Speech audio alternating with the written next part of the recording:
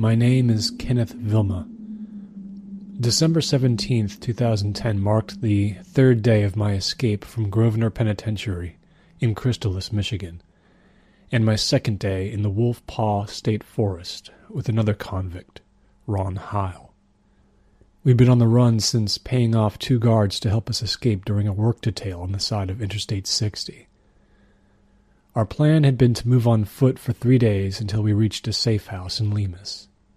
To reach it, we had to take a complicated route through miles of woods on the first night, and then enter the state forest, careful to avoid any marked trails, which slowed us down more than we had thought it would. Ron had planned the route based on one guard's knowledge and map-making attempt of the area. He'd grown up in the southern part of the state. We figured the search for us wouldn't extend too deeply into the forest, since it was by far the most laborious way to get anywhere. But to guarantee our safety, we'd been willing to endure the cold hike for as long as it took. We slept pressed against logs that first night, shivering in the thin clothes we'd worn under our prison fatigues. We hadn't been able to fortify ourselves with anything more, so as not to arouse suspicion when being transported to the work detail. We had $40 in cash each, and Ron was carrying a disposable cell phone that he would use for exactly one call, to be placed to his contact at the safe house in the farming town of Lemus when we got close to it. The escape had cost us all the money we had in the world. So far, at least, we'd gotten lucky. We'd counted on the guards to give conflicting reports about where we seemed to be headed when the escape happened on the side of the road, and by nightfall we'd only seen 2 helicopters in the sky and felt no real threat of discovery. We hiked through the cold, eating only granola bars and Slim Jims. It snowed 2 inches as I slept, while Ron kept watch. When I woke up, I was as cold as I've ever been in my life, and I couldn't stop shivering. But we just had to keep moving. We warmed up as the 20-mile-long second day progressed, but we both dreaded that second night. The guard had marked a shack on the map that he remembered, and it was still there. Nothing more than a hollow wooden structure built by and for hunters, but no longer used since hunting had been outlawed in this section of the forest. We were taking an enormous chance going in there, since it was the most obvious place to look for 2 men on the run, and so we spent only half the night inside it. For the rest of it, we huddled against one another in a deep ravine, hunched tight under a natural rock overhang where only a little snow had gathered. But sleep wouldn't come. The wind was too high. I worried about frostbite and pneumonia. We went through the spare pairs of socks we'd smuggled out, and the work gloves we wore helped some, but the snow on the ground got our clothes wet, and that was really damaging. I had a continuous sharp pain in my left thigh, in addition to my being simply exhausted. Ron was stronger than I was, and I almost resented him for it. He'd also been smart enough to let his hair grow as long as he could get it before the escape, as our thin hats weren't as much help as I'd hoped. When I finally did drift off just a little bit before dawn, I had the most frightening dream of my life. In it there was a man standing far away in the middle of a huge patch of rolling farmland under a full moon. I couldn't see his face, but I knew this was the man who I'd had a small hand in killing 6 years ago. I hadn't pulled the trigger, only helped to bury him in the middle of the night when he'd shot himself, because of his involvement with me and 4 other men who'd pressured him into embezzling $100,000 from a Union treasury. I'd held his suicide note in my hand, and I burned it. I didn't have to read it first, but I had, and I would never forget the strange drawings he'd made in the margins. Incoherent doodles he'd retraced several times in black ink when he'd probably stopped to collect his thoughts before writing more words that implicated us all. One of the doodles had been a pair of eyes, wide, staring eyes. Another had been of a dragon. In my dream, the man was pointing up into the night sky, wanting me to look. The sky up there was filled with strange red clouds coming together to make the sinister dragon from his suicide note. And then it ended. By the beginning of day 3, I could tell Ron was considering altering our direction so we could maybe find a place to get some new clothes and a meal. But we stuck to the plan, walking along with hands clamped over our ears to protect them better. The day was gloomy and overcast, and it looked like more snow was coming. We decided to follow the John Adams Trail for a while, which was taking a chance, but we were becoming too sick and exhausted to keep on going parallel to it. We didn't see anyone at all. It felt like we were alone in the forest. I've been deaf since birth, and it had taken a lot to convince Ron Heil to include me in the escape attempt that he'd mostly arranged. We'd known each other at Grosvenor for almost 3 years. We'd always communicated with paper and pen, and on our slog through the forest he'd brought along a black marker and 10 blank white index cards to write messages to me whenever he needed to. It was a primitive system, but it had always worked. At about 2 o'clock on the 17th, he wrote his first message of the day to me. There had only been 3 total since the escape. His message consisted of only 2 words: helicopters and lots.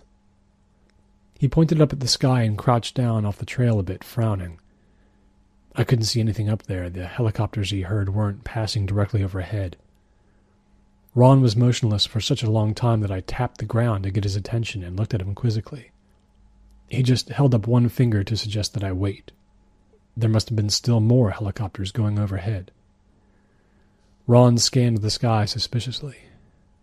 Finally, it seemed okay to move on. Based on the duration of our stop, I began to get very worried. Maybe the search had suddenly intensified. Maybe we'd been seen, or maybe the guards had revealed our plan. I couldn't imagine any other reason for such an apparent gathering of choppers. When Ron began to move again, it was no faster or slower than normal, but we decided without any real consultation to abandon the trail. We were going to have to be even more careful as we got close to the safe house. I began to feel a little safer when an hour passed, and we stopped to eat what I guess had to be called lunch. After that, we were entirely out of food, which was the least of our worries. According to Ron's cell phone, it was 3:30. He looked up again. He pulled out the index card he'd written on an hour before and tapped it. This time I did see 2 helicopters go overhead, but they were at very high altitude. We were sitting in a carved-out section of rock and couldn't be seen from above, so we wouldn't be spotted in that moment.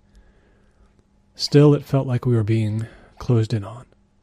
The wind picked up as we went, blowing snow. For all we knew, a major snowstorm was coming. We walked a little faster. If the snow came down hard, we might be facing another night in the woods, and I didn't know if I could take it. My breathing had become scratchy and labored. My lungs were working way too hard. I could see, but not hear, Ron coughing from time to time, and he didn't look well at all. If anyone in the forest saw us, they would think we were homeless. That is, if they hadn't seen our photos on TV by then. It was about 4, and the sky was losing light when we saw the dead deer near the John Adams Trail. I noticed something up ahead, and very quickly I realized an animal had been gotten to. But the extent of it didn't come into view until it was too late. There were 3 deer near a wide part of the trail, almost a clearing, and they'd been torn apart completely. Some wild animal had taken them all down. The blood of the animals was the only color in the forest, which otherwise was nothing but gray, black, and white.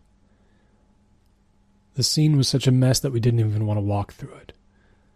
A dog pack maybe, or coyotes in the area. Civilization wasn't more than 4 or 5 miles on either side of us, but there was everything in these woods. We saw that parts of the deer were missing. They clearly weren't all there. We couldn't help but stare. It had been such a massacre. We took a long detour around the deer and picked our way through the trees. The last part of that weird, gruesome puzzle that I saw was a deer's head, a good 100 feet beyond the scene of the attack. It occurred to me as we went that a low-flying helicopter would see a spray of red in a jagged circle in the woods and might go in even closer to have a look. But I refused to believe that after all we had planned and been through that we would be caught. I wouldn't let myself be caught or ever go back to prison. It was unthinkable. We stumbled forward. Just 3 minutes later, I was so focused on merely putting one foot in front of the other that I didn't notice Ron had stopped entirely. Naturally, I couldn't hear his footsteps cease. He was standing there, looking at me, I shrugged, and he got out the index cards from the vest pocket of his shirt again. He wrote the word sirens on one and pointed behind us. Then, after a moment's thought, he pointed off in another direction too. We stood rooted in place. He added the words far away to his note, barely legible. He'd begun to shiver. The wind was strong, our clothes were freezing to us. I began to despair then. I had underestimated the lengths the law had gone to find us. I waited for Ron to start moving and followed him.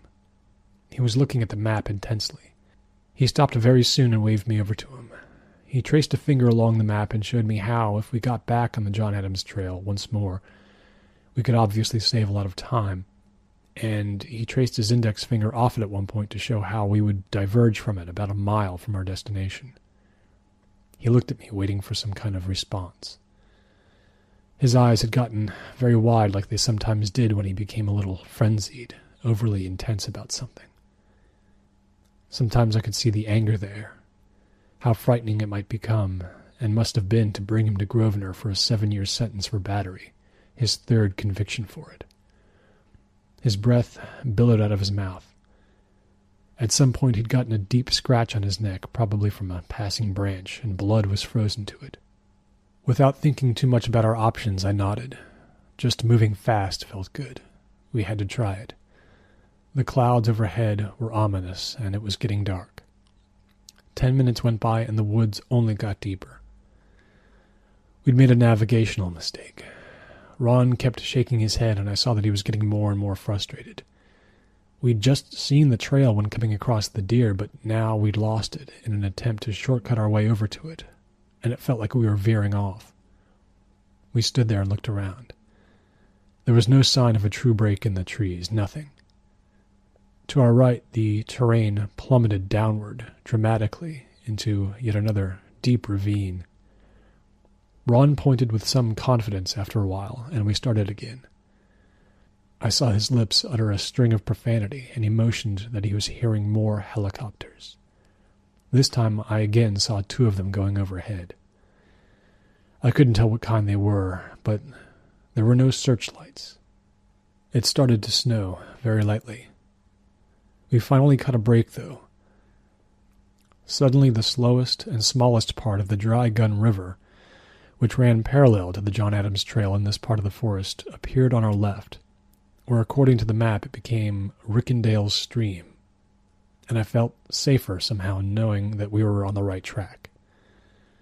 The map told us there was only one direction we could move upon hitting it, west, and at some point the waterbed would become thin enough to cross to the trail. Before we reached that junction, though, there was another frightening sight. Ron pointed it out. I would have spotted it much sooner, but for my deafness. A speedboat was moving quickly, too quickly down this woodsy, quiet, and shallow portion of the stream where it would have been dangerous to even kayak too quickly. The second I saw it, I pressed myself against a tree, and so did Ron, safely out of sight. There were 2 men in the speedboat, and they never even came close to spotting us because their attention was riveted on the other side of the stream. One was guiding the speedboat while dangerously looking through a pair of binoculars, while the other man had one foot on the side of the boat as if he were ready to leap off at any second. He was holding a shotgun. They were intently looking for something, most likely us. They were gone quickly. At their rate of speed, an accident was bound to happen. Our morale plummeted once more. Ron had removed his gloves to try to dry them in his back pockets, and even in the growing dark I could see how discolored his fingers had become. Mine were almost as bad, and the feeling in 2 of them was fading fast. The snow did not thicken, thank God, but there was that awful wind, consistent and bitter. We decided silently to keep going down the river. It was as if we had a mutual understanding that we didn't have the strength or belief in attaining our freedom anymore to improvise. The sky above us had finally become a deep blue, and we got the greatest shock so far. It felt like we were making good, steady progress, at least, walking side by side now, close to each other, trying somehow to feel warm. Our hands were balled into fists against the cold and crossed over our chests, sometimes curled up inside our hats for any kind of extra warmth. My ears stung badly every time the wind kicked up. At some point we raised our heads simultaneously and saw a man walking towards us. He had a dog on a leash. We might have walked right past him if he had been just a little slower to look up. He was raising a hand to us. What he was doing out in the gathering dark we didn't know, but his presence told us that the trail was very close, and we had probably reached the outer edge of Lemus. Ron and I stopped beside the man so as not to generate any suspicion. His dog didn't seem interested in us. The man, who was about 50, began speaking right away. He seemed completely unconcerned with our decrepit condition, but that would have been less obvious in the dark. Ron gestured that I was deaf, which surprised me because it was such an identifier if the man had been watching the news. The man nodded in understanding and explained something to Ron, who listened carefully. They fell into conversation while I could only watch, incredibly frustrated. I was about to beckon for the pen and the index cards when Ron took them and wrote for almost a minute, crossing a couple of things out while the man continued to speak. The words Ron labored to write down for me, which I had to squint to read in the near dark, were these: police in the area, shooting, telling people to stay indoors, no one knows what's going on. The stranger finally went on his way after seeming to ask what we were doing out here in the woods, to which Ron responded with an explanation of some kind, at one point actually forcing out a laugh as if we were just out on a lark. I read those words on the index card again as we watched the man move on. Ron consulted the map and pointed out exactly where he thought we were, though it was almost impossible to see anything. We probably had an hour left of walking, maybe less. We were both very confused. Those words, shooting, telling people to stay indoors, made everything not make sense. But there was no time to stand and reevaluate what had come before. We had to move. Somehow I felt confident that the stranger hadn't recognized us. There had been no glimmer of it in what I could see of his face. There were 10 more minutes of brisk walking. At one point we saw distant lights through the trees, which might have meant the edge of a residential neighborhood. I wanted so badly to go towards them at any cost. They faded at some point, though, when the stream curved away from us, and we were embedded in the forest again. The stream then hooked sharply, and we left it entirely for good, hoping the trail would be just up ahead. Then Ron and I both slowed down at the same time. I was reacting to him, or so I thought. He might have been reacting to me. I had slowed just because of a sense I had about something up ahead. Maybe my senses were becoming heightened because of my racked nerves. I had been eyeing something up ahead, on the left, a large, shadowy form at first, then what was obviously the remains of an abandoned structure of some kind. Even in the dark we could see right away that it was nothing we had to be concerned about. Years ago, decades, from the look of it, someone had built a large cement foundation out here in the middle of nowhere and then never moved forward with the construction. The foundation cut a hollow into the earth. Rotting cement bricks rose in uneven columns. Some parts of the first floor of the house, or whatever it was, rose as much as 10 feet off the ground, and there were window cutouts in front, while other parts didn't go nearly that high. The bricks were black with moss, crumbling, and graffiti defaced every part of it. Maybe it had been meant to be a shelter or something built by the DNR, or maybe an entrance to the forest had been planned. Ron was on my left, and he almost bumped into me, veering strangely away from the structure, which was about 50 feet away. We stopped and looked at it. My sense that something was wrong was confirmed when Ron suddenly flinched and took a step backwards, touching my arm. I looked at his face, willing him to look at me, but he was staring at that foundation, not even noticing that the trail was visible just beyond it. He glanced at me briefly and then motioned that he wanted to take a closer look. Before he took another step, he wrote down 3 more quick words on an index card. By now he could barely write. His hands were in such bad shape, and I could just barely make out the words. They said, "Here's something weird." I pointed at the trail, but it was as if he didn't even see me. He wanted to take just a few steps toward that foundation. I hung back, my breathing pluming in front of my face. Ron took 2 steps forward, and then he stopped again. He leaned forward a little and turned his head, cocking it. He was listening to something. But there was certainly nothing moving that I could see staring through the jagged holes where windows were once planned. He took 1 more step. My heart was racing now. I couldn't believe that he was doing this, that we weren't plowing past this place as fast as we could. But he seemed powerless to break away. He was frowning, disturbed by what he was hearing. And then he flinched again, more drastically this time, because something had quite quickly decided him. His whole body shook once, just once, like there had been a jolt of sound nearby that he wasn't expecting. He pointed past me and made a motion toward the west, and then he went by me in the blink of an eye and began to move very fast, not quite running toward a part of the trail that required us to ascend a slight slope, instead of getting onto it at a point nearer that foundation. I followed, looking behind me, but there was nothing visible in that thing as it diminished in size behind us. Ron waved at me frantically to keep up with him, but again he stopped, just short of a run, trotting instead through the snow, as if he were trying not to panic me or himself. We clambered up the slope and hit the trail, turning to the west. Ron let me catch up a little, throwing a quick look behind him, and made a hand gesture to suggest that we had to keep trotting. I didn't know how much my lungs could take, but something had scared him very badly. My first thought was that he had heard a bear, which were common where we were. Or maybe voices, or he'd panicked because he thought people were there huddled, looking for us. What scared me far worse was that Ron never stopped moving at that pace. The wind battered us worse and worse, and during one especially nasty gust, I reached out for his arm and urged him to stop, tapping my chest and shaking my head.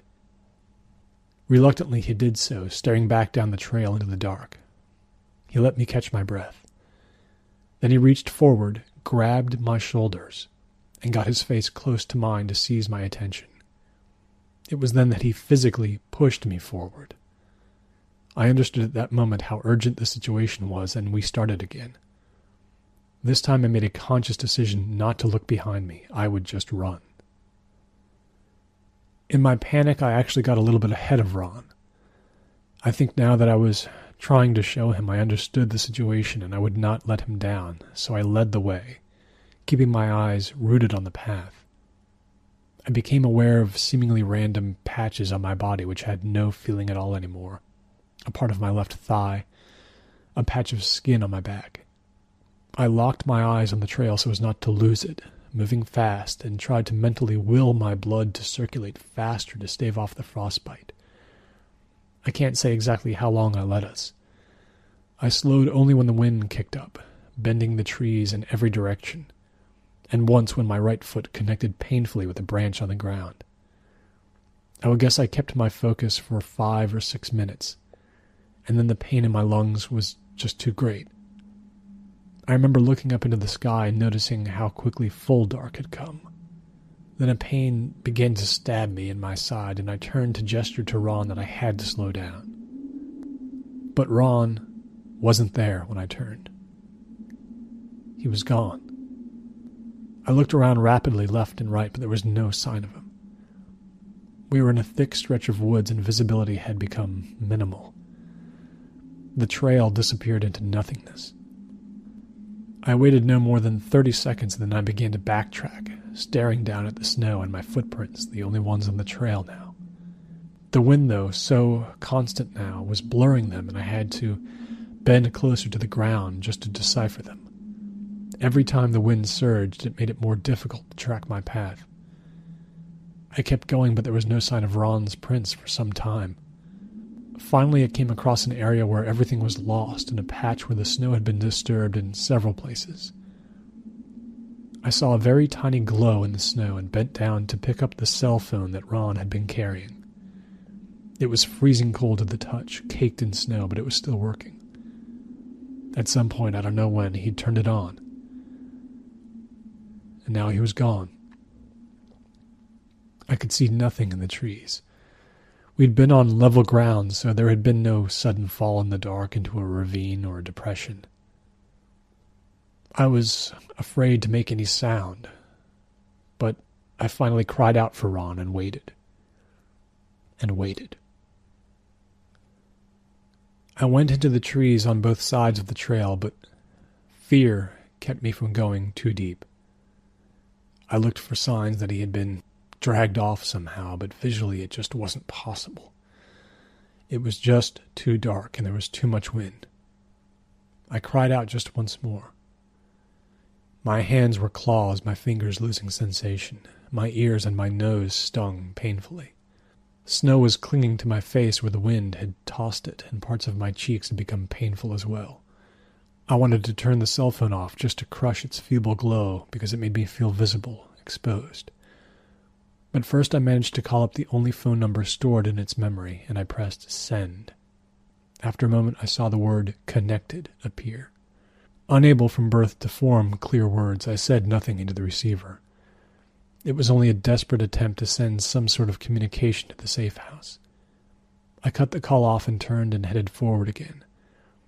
As I went, I attempted to send a text message, carefully pressing each letter as I went, trying to navigate while I did so, no longer running. Ron's disappearance made capture seem finally acceptable. I staggered forward, typing out, "Help, 1 mile away." Then I put the phone into my pocket and tried to run again. Having no map, it seemed useless, but I ran anyway until my lungs screamed once again. I saw no lights through the trees, no sign that I was close to anything at all. Constantly looking back over my shoulder to see if Ron might appear was like looking into a black tomb. Help did not come. There was no answer to my text message, none. I would say I walked for another full hour, unable to think about anything as the wind pummeled me, before I finally sank to one knee on the trail, squeezing my eyes tight. In my weakened mental state, I decided I would go on for 5 more minutes, just 5 more, counting the seconds in my head as I went. If in 5 minutes I didn't receive a sign that there was hope, if Ron didn't emerge from the dark, or there were no lights, or at least a weakening of the awful wind, I would lay down and give up. Just go to sleep and let fate take over. My 5 minutes began, and though I lost track of the seconds, I only counted down about halfway before my miracle happened. Looking up to my right, I saw a ridge through the trees, and the trees grew so thin in their relentless columns that I knew what I was seeing was a break in the forest. I got off the trail and climbed a long, gradual upslope, slipping twice. When I got to the top, the forest simply ended. I was standing at the edge of a long, undulating, snow-covered field. Beyond it, in the distance, was another line of trees that marched to the north and had been carefully planted to separate one section of the field from the next. This was farmland. I saw no houses, no barns, but I walked toward that line of trees, my heart beating fast. It wasn't the safe house I was after, since I had no idea where that might be, but it was a sign of humankind. Past that first row of trees was another, even bigger field, and as soon as I entered it, I saw the shape of a house far away, past a long wooden fence that seemed to run forever. Snow blew into my eyes, but the shape was unmistakable. I just had to make it there, 1 foot in front of the other. As I grew closer, it proved not to be a mirage. It was a small, 1-story house on the edge of someone's property. It sat right on the edge of the forest. I climbed that low wooden fence, and I had made it to the house. The fields that stretched beyond it ran to the horizon, far away. The forest bordered the property to the east, and the house was cut off from any road, all alone. There were no vehicles around, nothing, but the house was in good shape. No lights were on inside. I climbed onto the tiny porch and pounded on the door. There was no answer. That was all right. I would break a window and get inside, and though the house might be vacant or even abandoned, I would be warmer. Maybe there would be food. I turned to my right to the ground level window. I would have to get off the porch and go around it to get to it. I descended the 3 wooden steps to the frozen ground. At that moment, the wind from the south rose and nearly knocked me over with its force. Dead leaves skittered across the open field, striking my legs. I leaned into the wind. Out of the corner of my eye, I saw something above me move. There was something on the roof of the house, something that had been hanging off the edge somewhat, and it was now being pushed off entirely by the wind. The thing, which at first I thought was a bag of grain or charcoal or peat or something, descended and crashed to the snow 10 feet away from me. I walked over to it. It was a body. A man, dead. He lay face up on the snow. I would say he was between 50 and 60 years old, not dressed for the cold, no jacket, no gloves, no hat. His eyes were open, staring into the sky. He was bald, and he had a heavy beard. His cause of death was obvious right away from the strange contortion of his body. He'd been cut almost in half by something. I backed away from the man. Before, I had seen something staining the snow nearby, and now realized it was blood. This man's blood, which had soaked through the snow in front of the house before he had wound up somehow on the edge of the roof. Placed there, or thrown there, somehow. I regarded the silent house, which seemed so empty. Paranoid, I then turned to face the fields that rolled away from it into the horizon. This is the image I will never forget, as long as I live. Snow-covered farmland, stretching gently upwards into the distance. A barn, nothing more than a dot, far, far away on another property. A line of trees was more than a half-mile away to the west. Brilliant stars dotted the colorless night sky. To me, it was all a silent tableau, perfectly peaceful, like a painting of a Christmas night somewhere in the Midwest. And halfway between me and that horizon, something sat in the middle of the field not more than 100 yards away. Something large, the size of a car, I would say. It was too dark to really see it at first, despite the brilliant snow glare. But as my eyes locked in on it, I saw details. It was a living thing, a creature, curled up tightly in the field. It wasn't moving, nor was it dead. I could make out a very dark body with something surrounding it that looked like a thick tail. As I say, the size of a car. The way it was curled up, it was so much like the image of a sleeping cat or a dog. I then spotted something in the woods far beyond it. There were little bits of light moving there, incredibly tiny. First just 2, then 4, then many more than that. Human beings, each carrying a flashlight. As I stood rooted in place, the thing in the field awoke. I saw it raise its head very slowly, though which direction it was looking in I couldn't tell. The head was flat and rectangular. Those flashlights and the people holding them, dozens of them now, were going to emerge from the woods at any moment. They were maybe 2 football fields away from the thing. As I have said, I was closer. The creature began to move. Its upper body rose further, and what I was looking at was snake-like, but then it unfolded gigantic arms, one on each side of its body, and they stabilized the body by clamping the ground. That was when the head turned slowly towards me. I couldn't make out its actual eyes, but it seemed as if it really had none, just a pair of deep sockets with nothing in them. But that was surely just a trick of the dark and the distance.